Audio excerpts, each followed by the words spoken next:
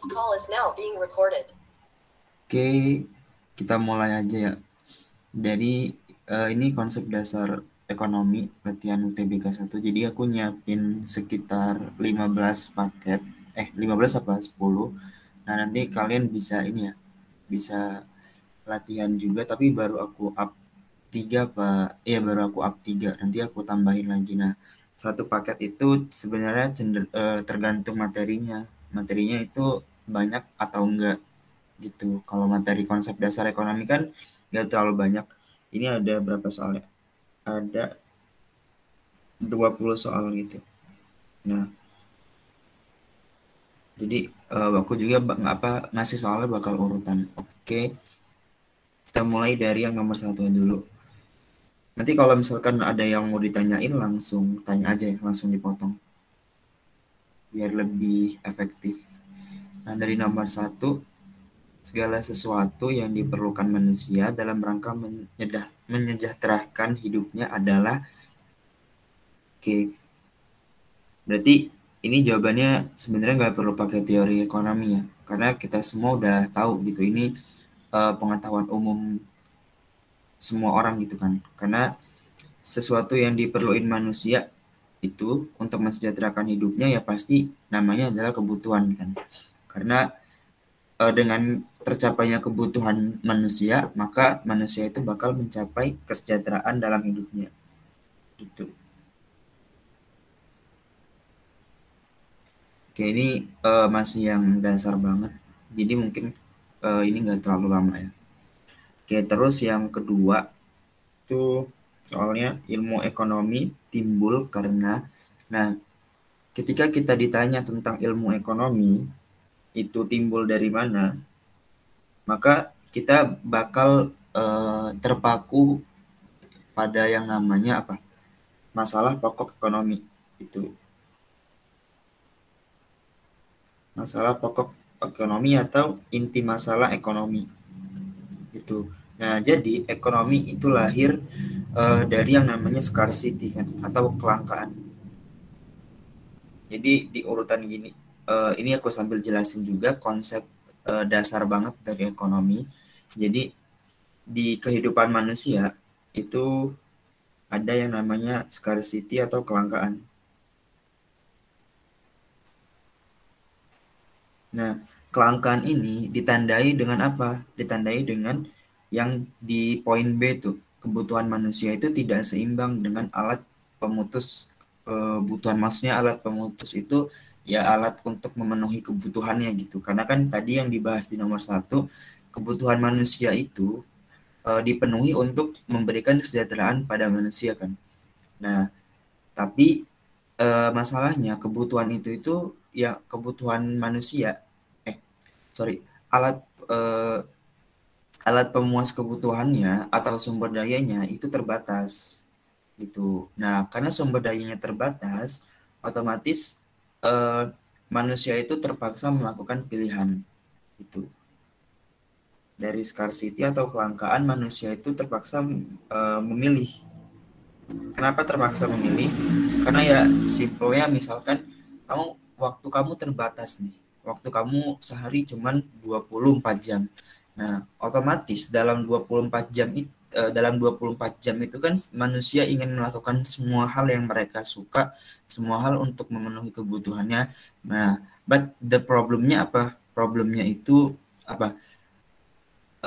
Manusia itu nggak bisa ngelakuin semuanya dalam 1 kali 24 jam. Nah, itu masalahnya.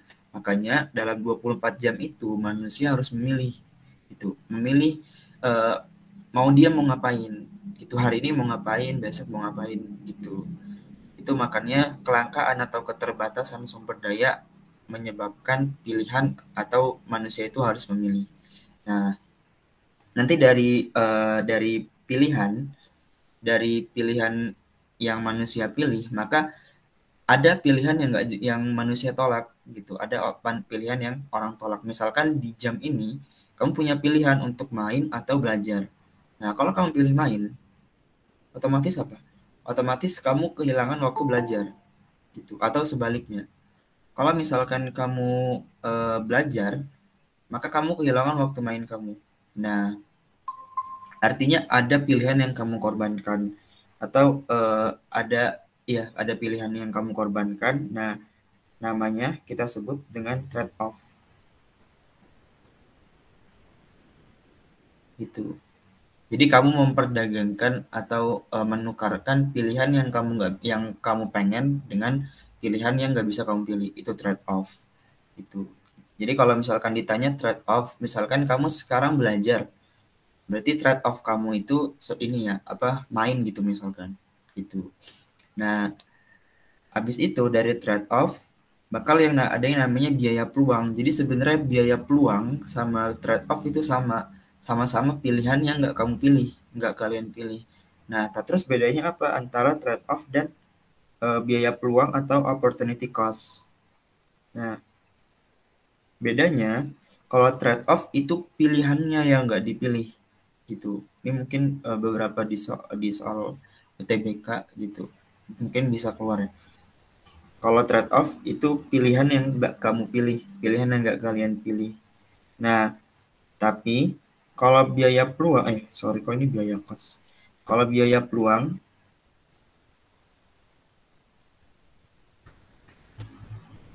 dia lebih ke arah, kan dia ngomongin biaya ya. Berarti biaya itu berhubungan sama monetary value atau nilai uang. Berarti pilihan yang nggak kamu pilih tadi itu pasti memberikan nilai gitu. Atau kita ambil contoh lain nih, kamu punya dua pilihan. Kamu punya dua pilihan, dua pekerjaan. Pertama kerja di perusahaan A atau kerja di perusahaan B gitu. Nah, kalau kamu pilih eh, perusahaan A, kamu bakal dapat gaji 2 juta gitu. Di perusahaan B, kamu dapat gaji cuma 1 juta, tapi dapat tunjangan pensiun itu mencapai 90 juta lebih gitu. Nah, otomatis misalkan kamu pilih yang A. Kalau kamu pilih yang A, maka kamu menolak pilihan B. Nah, pilihan B itu trade off-nya gitu. Nah, nilai pendapatan atau nilai penghasilan yang kamu korbanin dari memilih suatu pilihan, berarti kan kamu tadi pilih pilih pilihan A, terus kamu nolak pilihan B. Nah, pilihan B itu memberikan pendapatan yang lebih besar kan, sebesar berapa 1 juta, tapi dapat biaya pensiun 90 juta. Nah, 1 juta plus 90 juta itu biaya peluangnya. Itu. Nah, jadi itu yang benar-benar konsep dasar dari ilmu ekonomi. Nah, ini bakal dipakai buat untuk jawab soal-soal yang benar-benar dasar. Gitu. Oke, nomor 2 tadi kan sebenarnya udah kejawab ya. Ilmu ekonomi itu timbul karena kelangkaan. Kelangkaan itu digambarkan oleh kebutuhan manusia yang enggak seimbang dengan alat pemutus kebutuhannya atau alat pemuas kebutuhannya. Gitu. Sumber daya yang terbatas, tapi kemauan, kebutuhan, dan keinginannya itu ya banyak banget, nggak terbatas. Gitu. Kak, jadi trade off sama biaya peluang ini sama-sama hal yang kita tolak ya, Kak? Iya, tapi kalau trade off itu pilihannya, kalau biaya peluang itu nilai uang atau nilai pendapatan yang kita tolak gitu. Nilai nilai uangnya intinya itu. Gitu. Iya. Oke, terus nomor 2. Scarcity mencakup hal-hal berikut ini. Ada kuantitas, kualitas, tempat, waktu, dan fasilitas. Oke, scarcity. Scarcity itu kan kelangkaan ya, kelangkaan yang digambarkan oleh sumber daya yang kelangkaan itu kan digambarkan oleh sumber daya yang terbatas itu. Nah, sumber daya itu pasti berhubungan sumber daya yang dimiliki manusia itu mencakup apa aja? Mencakup jumlah sumber dayanya, kemudian eh, waktunya, terus keterbatasan tempat dan keterbatasan apa namanya?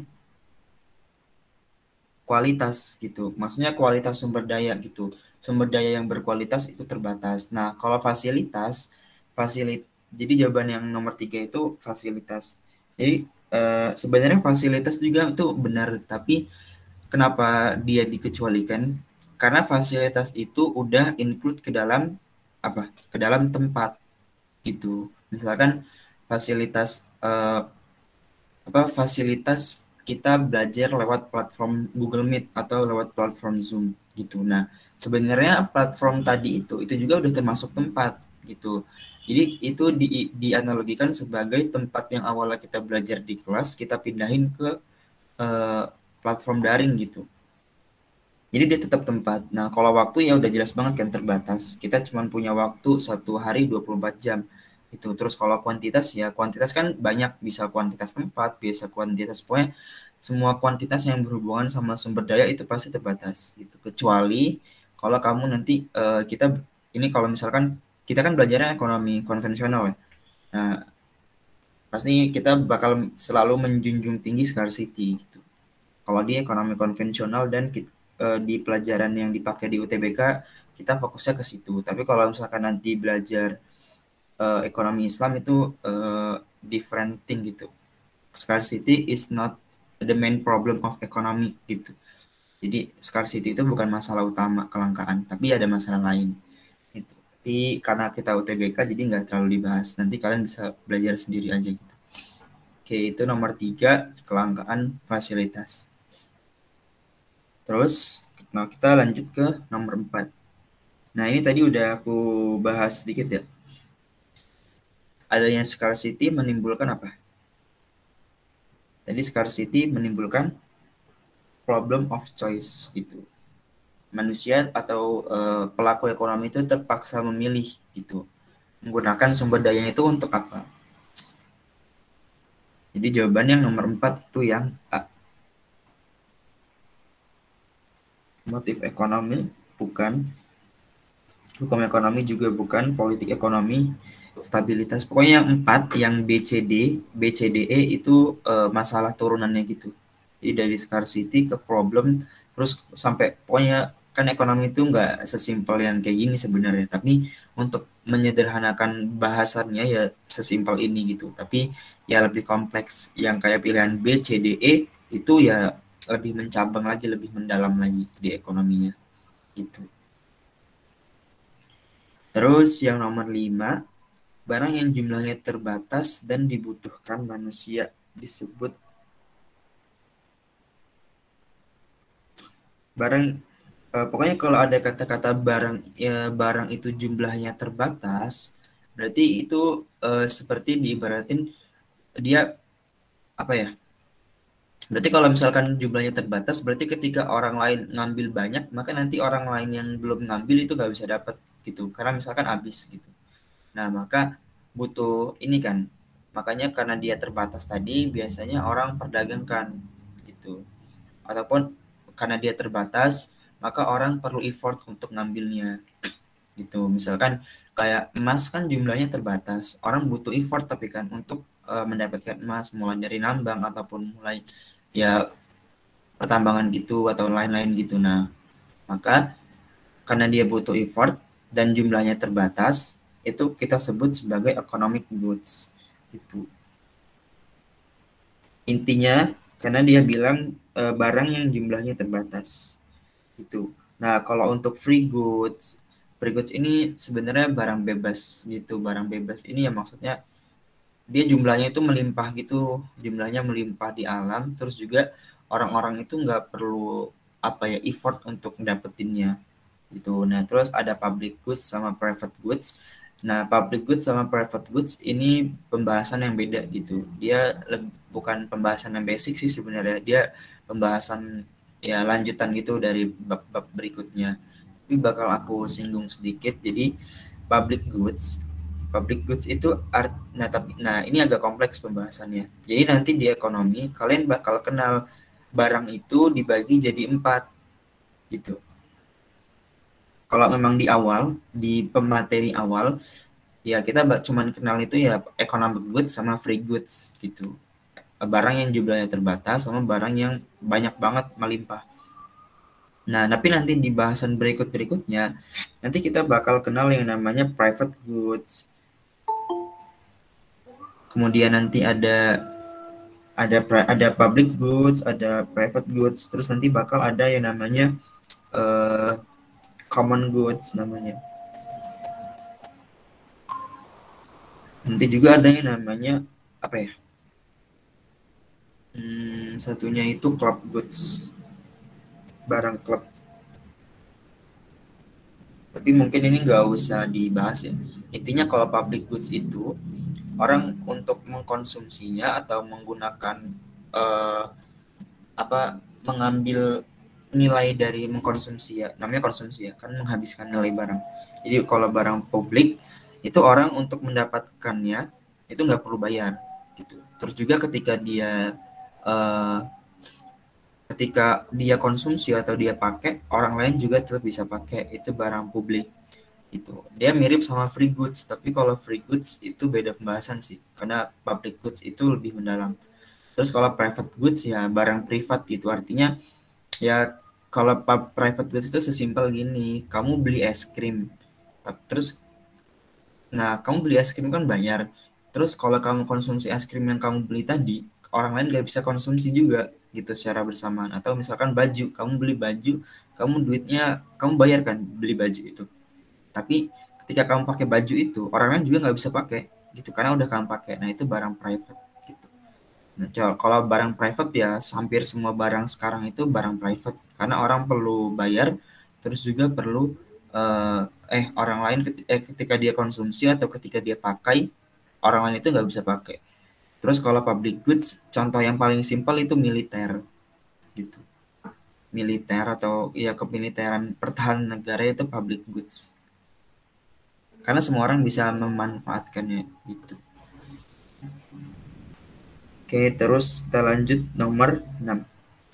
Benda berguna karena zat yang terkandung di dalamnya seperti makanan dengan kandungan protein disebut apa? Ini sebenarnya lebih ke arah analisis bahasa Inggrisnya aja ya.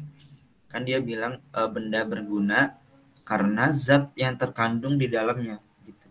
Berarti bahasa Inggris atau pengertian dari zat yang terkandung di dalamnya itu apa?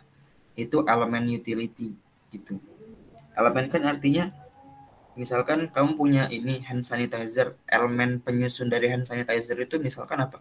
Misalkan alkohol gitu ataupun ya bahan-bahan antiseptik lainnya gitu. Nah, kalau misalkan antiseptik atau alkohol itu nggak ada di dalam hand sanitizer itu, maka alkohol itu misalkan belum berguna gitu. Tapi ketika dijadiin hand sanitizer dia baru berguna gitu. Itu apa? Kandungan yang ada di dalamnya elemen. Kayak protein juga kan. Protein kan ada di dalam makanan.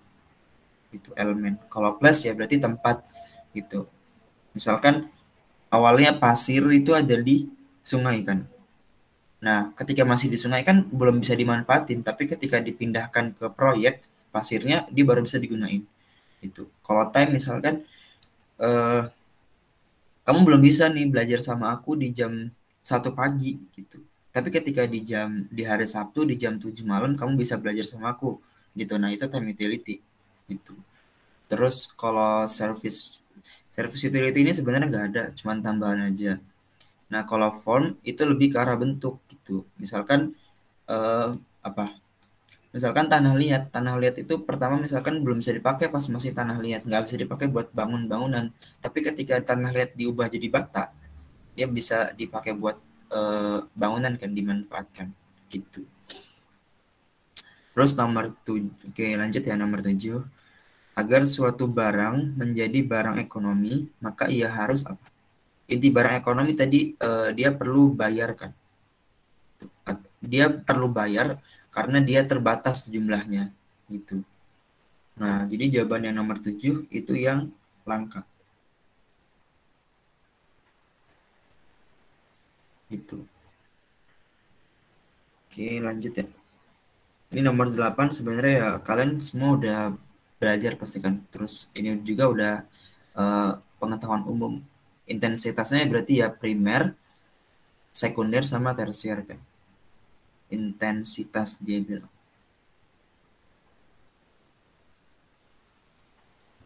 Gitu.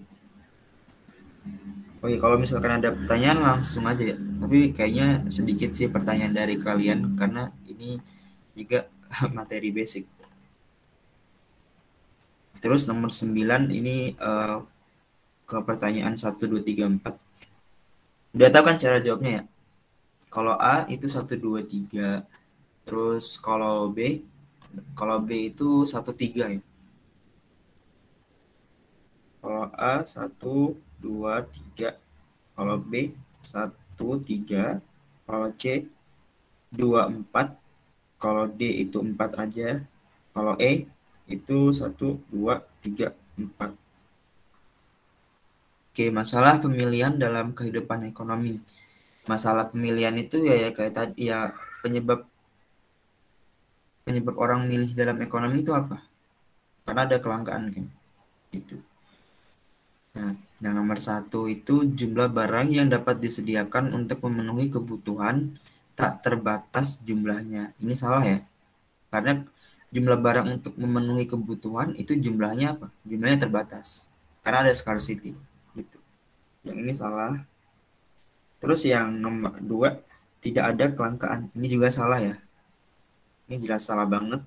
Terus yang ketiga, nah, jadi sebenarnya cara jawab, aku kasih saran juga, cara jawab saat pilihan yang kayak gini itu eh, sebenarnya bisa kalian eliminasi aja gitu. Kalau misalkan satu itu udah salah, gitu, pilihan yang satu itu udah salah, maka otomatis pilihan A, pilihan B, sama pilihan E itu udah salah, ya kan? Karena dia ada komponen satunya kan, itu. Nah, terus pindah ke nomor 2. Ke nomor 2 itu ternyata juga salah, ya udah otomatis jawabannya D. Jawabannya udah otomatis D. Yang 4 ini benar. Kita buktiin. Yang nomor 3, keinginan manusia atas barang dapat ditentukan. Enggak. Karena asumsinya di ekonomi, keinginan manusia atas barang dan jasa itu apa? Tidak terbatas kan, untuk memenuhi kebutuhannya itu. Nah, nomor 4, sumber daya yang tersedia secara potensial cukup banyak. Oh, ternyata salah ya. Ternyata pilihannya nggak ada yang salah. Nggak ada yang benar ternyata.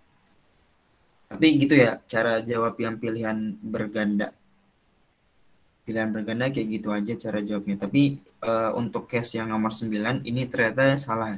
Nggak ada jawaban yang benar ternyata. Tapi nanti aku revisi dikit. Kayaknya kemarin aku kurang lihat soalnya. Ini juga salah. Berarti salah semua. Gitu.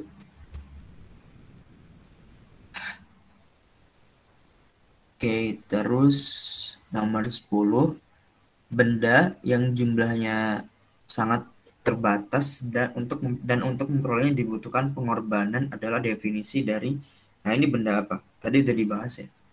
Ini sebenarnya kita lebih banyak ini berarti di soalnya. Di soalnya lebih banyak eh, perbedaan kata-kata aja gitu. Perbedaan kata-kata tapi intinya sama.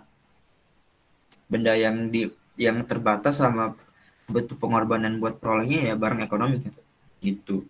Jadi jawabannya yang D. Oke, lanjut nomor 11. Karakteristik barang publik itu apa? Oke, ternyata aku pikir mau bahas ini di subbab selanjutnya, tapi ternyata udah ditanya ini di sini. Oke, berarti kita bahas aja. Jadi barang publik itu kan tadi aku bilang apa? Ketika kita konsumsi barang itu, maka orang lain juga bakal bisa ikut konsumsi atau memanfaatkan barang itu. Kayak misalkan militer. Ya, militer negara itu kan ya semua warga negara kan bisa memanfaatkannya kan. Gitu. Terus juga eh, untuk apa ya? Untuk memanfaatkan barang tadi, kamu nggak perlu bayar. Gitu. Tapi sebenarnya barang publik itu bukan nggak perlu bayar sih. Barang publik itu dia bayar tapi secara nggak langsung. Gitu. Nah, karena dia secara nggak langsung itu dia disebutnya nggak bayar. Tetap disebut nggak bayar, tapi dia tetap bayar sebenarnya secara nggak langsung. Karena untuk memanfaatkan militer, kalian perlu apa? Kita perlu apa? Kita perlu pajak kan untuk mendanai militer, untuk mendanai APBN. Gitu. Jadi meskipun sebenarnya kita seolah-olah nggak bayar, tapi kita itu tetap bayar. Gitu. Tapi tetap dibilang kita itu nggak bayar. Gitu. Intinya itu kita tetap dianggap nggak bayar kalau di teori ekonominya. Gitu. Nah, tadi kan kita konsumsi, orang lain juga bisa konsumsi gitu. Nah, itu artinya barang tersebut itu non rivalry gitu. Jadi kalau kalau rivalry, kamu konsumsi barang itu, orang lain nggak bisa ikut konsumsi. Artinya kan kita saling rival kan, kita saling rival ketika aku bisa pakai, kamu nggak bisa pakai gitu. Itu rival. Kalau eksklusif, ini sebenarnya nama lain itu eksklusif itu excludable gitu. Excludable.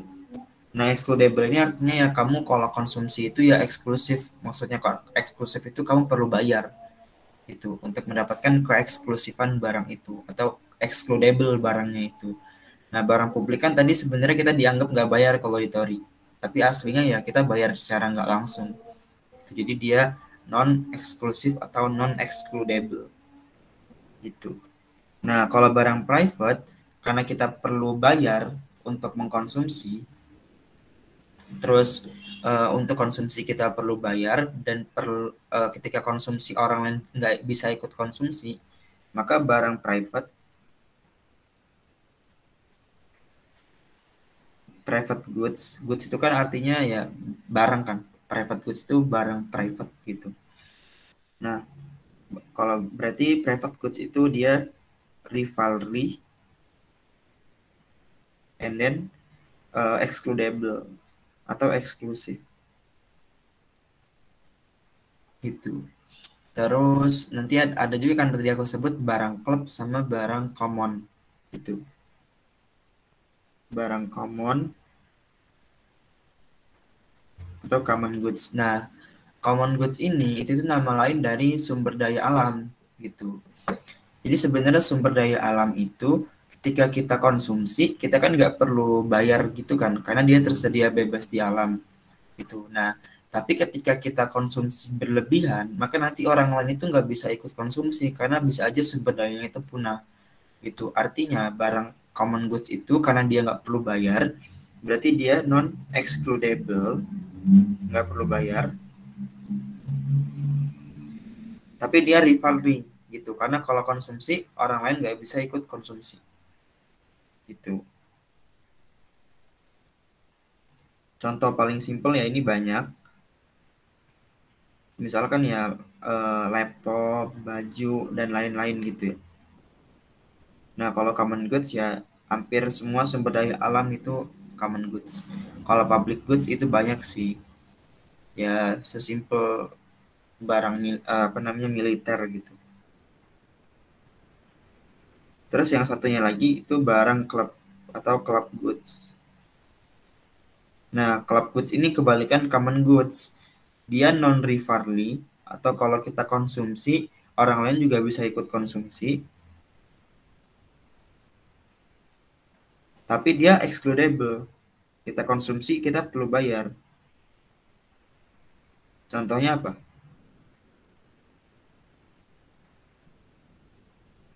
Contohnya contoh simpelnya itu apa?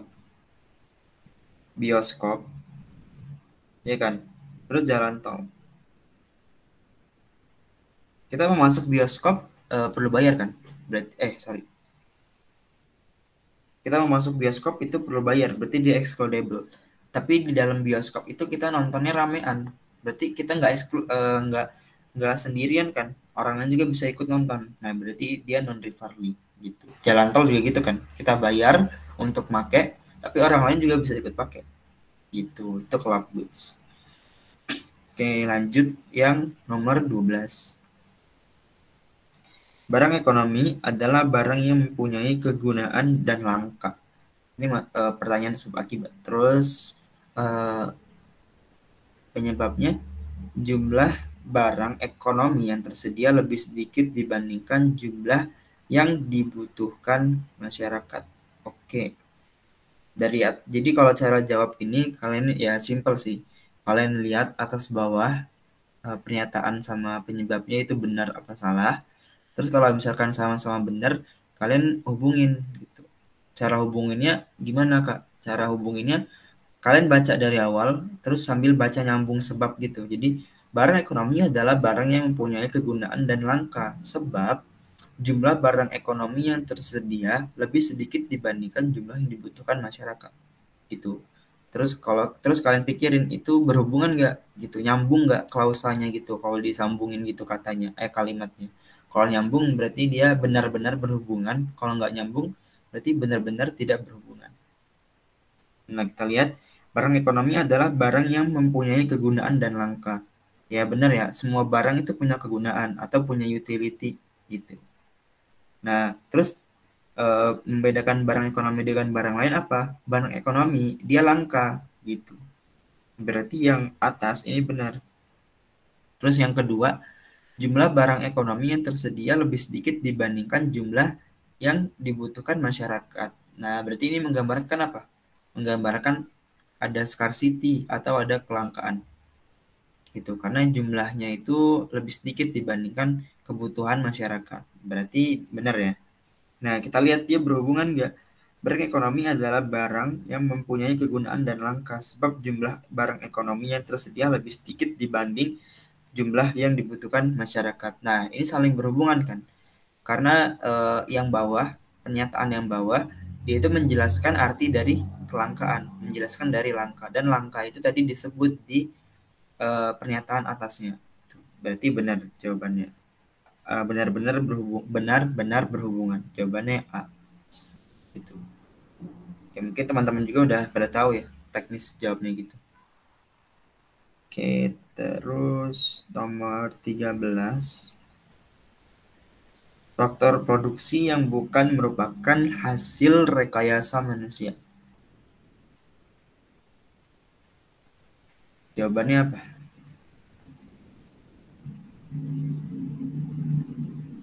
Jawabannya apa ya? Faktor produksi yang bukan hasil rekayasa manusia itu artinya faktor produksi itu dia faktor produksi yang hasilnya itu nggak perlu apa ya? Nggak perlu hasil, nggak perlu apa ya bilangnya? Nggak perlu otak manusia gitu. Nggak perlu pemikiran manusia, nggak perlu olah manusia. Nggak, maksudnya nggak perlu olah ini sih, olah olah pemikiran gitu, olah teknis. Nah, yang bukan hasil rekayasa itu berarti apa? Tanah hasil rekayasa nggak? Nggak ya. Karena tanah itu ya faktor produksi yang utama gitu. Jadi faktor produksi utama itu ada dua. Ada, kan faktor produksi itu ada empat, ya kan? Ada tenaga kerja, ada sumber daya alam atau tanah gitu salah satu contohnya. Terus ada human bukan, ada wirausaha, entrepreneurship sama barang modal gitu. Nah, barang tanah sama tenaga kerja itu sumber daya atau faktor produksi yang apa namanya inti gitu. Terus faktor produksi yang turunan yang kewirausahaan sama barang modal tadi gitu. Ini ya on mic. Nah, berarti dari sini kita lihat yang hasil yang bukan hasil rekayasa manusia itu yang mana? Tanah itu hasil rekayasa manusia kan? Enggak kan? Terus bahan mentah. Nah, bahan mentah ini dia apa ya, bisa dibilang bahan mentah itu dia raw material kan. Raw material itu diartiin di sini itu barang yang belum diolah sama sekali sama manusia. Jadi dia termasuk sumber daya alam juga gitu. Jadi bahan mentah itu juga bukan hasil rekayasa manusia gitu. Tapi kalau misalkan kan kalau diproduksi itu ada bahan mentah, bahan antara sama barang akhir kan. Ya enggak? Nah, barang mentah itu kan benar-benar dari alam. Nah, benar-benar dari alam berarti dia bukan hasil rekayasa manusia gitu. Terus habis dari baru pas dari bahan mentah itu diolah jadi barang antara, dari barang antara diolah lagi jadi barang akhir. Nah, barang antara sama barang akhir itu baru hasil rekayasa manusia tuh. Terus yang tenaga kerja, nah oke, hati-hati. Tenaga kerja sama human capital itu beda tuh. Tenaga kerja di ekonomi atau biasa dipanggil itu labor, itu lebih ke arah tenaga kasar gitu, pekerja tenaga kasar. Nah, pekerja tenaga kasar itu juga tenaga kerja itu juga bukan cuman ini bukan cuman eh, pekerja kasar, tapi juga ke arah apa? Dia juga lebih ke arah jumlah manusia yang ada gitu. Nah, jumlah manusia yang ada terus lebih ke arah tenaga kerja yang kasar, itu dia bukan hasil rekayasa manusia, tapi memang bawaan manusianya gitu, bawaan ciptaan dari Tuhan gitu, bawaan ciptaan dari Allah. Maka dia juga bukan hasil rekayasa manusia. Nah, terus yang gimana Kak? Kan dia manusia juga. Oke, manusia itu bisa dikatakan hasil rekayasa, faktor produksi yang hasil rekayasa. Kalau kita bahasannya apa? Bahasannya entrepreneurship. Entrepreneurship. Ini kalau salah, sorry. Atau juga nanti bisa human capital. Human capital ini lebih ke arah yang eh, ya kayak kita nih, kita dibentuk, kita dididik, berpendidikan untuk punya human capital di diri kita. Nah, itu baru hasil rekayasa manusia. Kalau tenaga kerja murni itu bukan, karena tersedia dari ini, dari Allah kan, dari pencipta. Gitu. Nah, terus teknologi ya, teknologi kan dari ini kan, dari manusia kan udah pasti. Berarti dia salah. Ini jawabannya yang satu, dua, tiga. Berarti jawabannya apa? A ya. Gitu. Terus nomor 4, faktor produksi yang diperlukan dalam proses produksi terdiri atas apa aja? Tenaga yang empat ini ya, empat input itu ya. Tenaga kerja, modal, kewirausahaan, sama sumber daya alam. Gitu. Kalau sarana ini tuh sebenarnya agak ini sih kurang dimasukin karena kita benar-benar bahas di inti pertanyaan di teori ekonominya. Berarti kalau ditanya kayak gini ya, bahasan jawabannya ya antara empat itu tadi gitu. Tenaga kerja benar, modal benar, wirausaha benar. Ini sarana kurang tepat. Jadi jawabannya satu, dua, tiga benar. Yang A. Gitu. Nah, terus yang disebut dengan faktor produksi turunan adalah, oke, tadi kan udah aku bahas juga. Karena ini ada tenaga kerja, modal, kewirausahaan, satunya apa tadi? Eh, Satunya sumber daya alam. Nah, sumber daya alam sama tenaga kerja itu dia masuk faktor produksi utamanya. Itu ya, karena sebenarnya faktor produksi itu kan ya ini kan kita itu udah diberi sumber daya alam, maksudnya bukan cuma sumber daya alam sih, tapi semua sumber daya terus diolah sama tenaga kerja. Nah, berarti itu faktor produksi utama. Baru nanti dari dua faktor produksi ini bakal kita kenal banyak faktor produksi lain yang di secara garis besar itu dibagi jadi modal sama kewirausahaan. Modal itu ya pasti dari pengelolaan sumber daya alam oleh tenaga kerja, dan kewirausahaan itu ke arah tenaga kerja yang dia lebih punya pemikiran yang lebih maju gitu. Nah, dua ini, modal dan tenaga kerja, itu masuk faktor produksi turunan.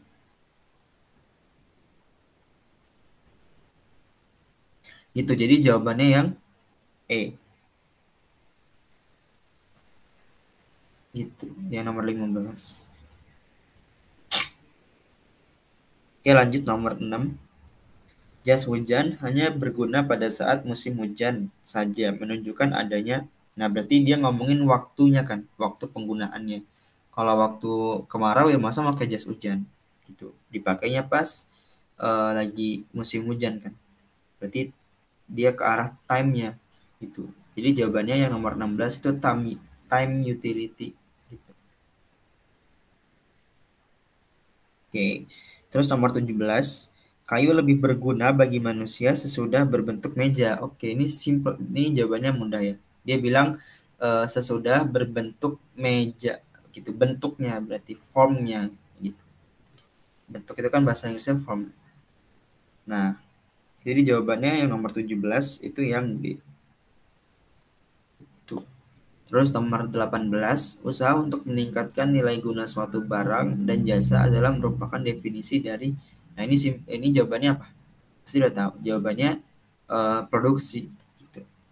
Jadi produksi itu kan misalkan ada ini nih kayak meja, kayak kayu jadi meja. Nah, atau kita ubah. Misalkan apa? Yang ketika dia belum jadi apa-apa itu belum bisa dipakai sama sekali. Misalkan apa ya? Misalkan ini deh, tepung gitu. Nah, tepung itu waktu sebelum sorry. Ya, tepung itu waktu sebelum jadi kue dia punya harga yang lebih rendah kalau misalkan dibandingkan sama kue karena utilitas yang bisa dimanfaatkan orang, maksudnya itu utilitas itu orang bisa konsumsi. Tepung itu lebih sedikit utilitasnya ya. Masuk kamu mau langsung makan tepung kan? Ya nggak enak kan. Perlu diolah dulu kan. Nah, ketika diolah, maka utilitas dari tepung tadi itu meningkat. Jadi bentuknya kue gitu. Nah, kalau udah jadi kue kan kamu makannya enak, terus kamu bisa dapat kepuasan, bisa dapat utilitas gitu. Juga bisa memenuhi kebutuhan kamu gitu. Makanya peningkatan nilai guna barang dan jasa itu disebutnya produksi gitu. Kalau penghabisan nilai gunanya itu baru konsumsi itu. Terus yang ini udah dua nomor terakhir nih. Nomor 19 sama 20. Yang termasuk kebutuhan pokok manusia adalah ya lima gampang ya. Sandang, pangan, papan. Perumahan itu maksudnya papan ya. Kan papan itu ya tempat tinggal gitu, sandang, pangan, papan. Jadi jawaban A 1, 2, 3 benar. Yang ini lebih ke arah tersier gitu. Kebutuhan tersier yang mobil. Jadi jawaban nomor 19 itu A. Itu guys. Oke, terus nomor 20. Yang termasuk kebutuhan sekunder adalah kebutuhan sekunder ya berarti di luar, kalau kebutuhan primer kan yang penting Pak, sandang, pangan, papan. Nah, terus kalau kebutuhan sekunder itu kebutuhan yang kita perlu, yang kebutuhan itu kalau nggak dicapai kita nggak bisa mencapai kebutuhan primer kita gitu. Salah satunya apa? Salah satunya itu, tapi ini sebenarnya sebenarnya agak subjektif juga. Oke, kalau makanan bukan ya, karena makanan ini masuk ke pangan, dia primer. Terus perumahan itu masuk ke papan, pakaian itu masuk ke sandang. Nah, kalau kendaraan ini sebenarnya dua ini yang B sama C, pengobatan sama kendaraan itu sifatnya dia bisa jadi tersier, bisa juga jadi sekunder gitu. Karena orang yang sehat kan nggak perlu pengobatan gitu. Nah, terus juga kalau misalkan dia orang itu punya pekerjaan yang jauh, pasti dia butuh kendaraan kan. Kendaraan itu bisa jadi kebutuhan sekunder. Gitu. Nah, tapi kalau di sini dia lebih ke arah yang kendaraan itu dia mengarah ke kebutuhan yang tersier gitu. Karena sebenarnya tanpa kendaraan manusia itu tetap bisa hidup, ya kan? Nah, terus kalau pengobatan, mungkin pengobatan di sini yang dimaksud itu lebih ke arah eh, yang ke arah kesehatan gitu. Karena kesehatan itu kan penting juga kan. Kesehatan itu kita nggak bisa mencapai pangan, papan, sandang tanpa kalau kita misalkan nggak, kita lagi sakit gitu. Kita nggak bisa mencapai sandang, pangan, papan kalau misalkan kita nggak berobat gitu. Maka pengobatan atau kesehatan itu masuk ke kebutuhan sekunder gitu. Jadi jawaban nomor 20 B itu guys. Oke, ini soal latihan yang paket satu udah. Mungkin ada beberapa ya aku kurang ngerti. Nah, nanti kalau kalian mau tanya apa-apa bisa langsung ditanyain ya. Oke, ntar ini aku stop recording.